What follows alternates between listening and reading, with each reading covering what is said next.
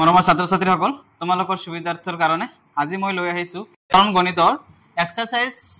8.3 ৰ কোশ্চেনটো হল আমাৰ যদি এ বি আৰু সি কোণ কেইটা এবিসি ত্ৰিভুজৰ অন্তঃকোণ হয় তেন্তে দেখুৱা যে sin b + c/2 = cos a + 2 গতিকে আমি ত্ৰিভুজ এটা লও ত্ৰিভুজ আৰু এই ত্ৰিভুজৰ আমাৰ যেহেতু অন্তঃকোণৰ কথা কৈছে গতিকে আমি ইয়াত অন্তঃকোণ এ আৰু এইটো অন্তঃকোণ আমি কি লিখিম বি লিখিম আৰু এইটো হ'ব আমাৰ কি সি কিন্তু আমি আগৰে পৰা পাই আহিছো যে ত্ৰিভুজৰ তিনিটা অন্তঃকোণৰ মাপৰ সমষ্টি 180 ডিগ্ৰী গতিকে আমি সেম প্ৰসেছত এটো কৰিম solution a + b + c = 180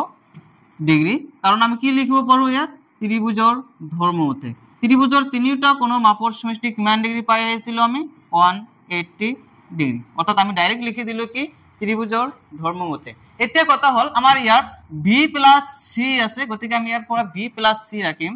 b + c = 180 আমাৰ এফালে a প্লাসৰ আছে আমি এফালে সাইড চেঞ্জ কৰি দিম আছিল প্লাসৰ ইকুৱেল টু এফালে গলে কি হ'ব আমাৰ মাইনাস হ'ব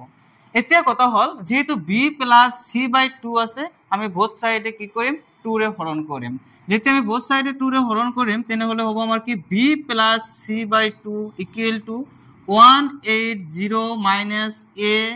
বাই কিমান লিখিম আমি 2 অৰ্থাৎ দুয়োফালে 2 ৰে হৰণ কৰি দুয়োফালে 2 ৰে হৰণ কৰি পাও এতিয়া কথা হল আমি এটো সেম ৰাখিম b +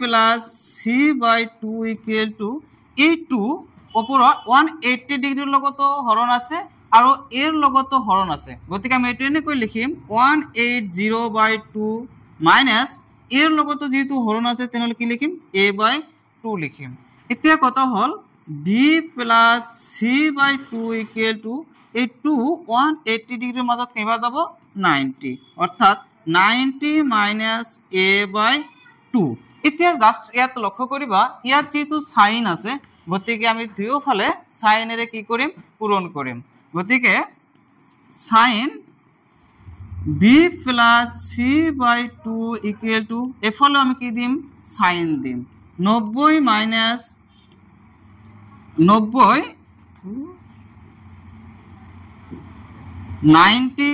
90 - a/2 এতিয়া কথা হল sin b + c/2 = আমি ইতিমধ্যে ফর্মুলা পঢ়ি আহিছো যে sin 90 ডিগ্ৰী মাইনাস a = আমাৰ ফৰ্মুলা আছিল কি cos a সিমিলাৰলি এইটো ফৰ্মুলাৰ লগত যদি এইটো আমি তুলনা কৰো sin 90 ডিগ্ৰী মাইনাস a আছিল আৰু ইয়াত a মানে কিমান আছে আমাৰ a/2 আছে গতিকে আমি এইখিনি ফৰ্মুলাৰ ঠাইত আমি কি লিখিব পাৰো আমি cos a গতিকে ইয়াত তেনলে cos a মানে কিমান হ'ব আমাৰ a/2 এটো আছিল আমাৰ কৰিবলগীয়া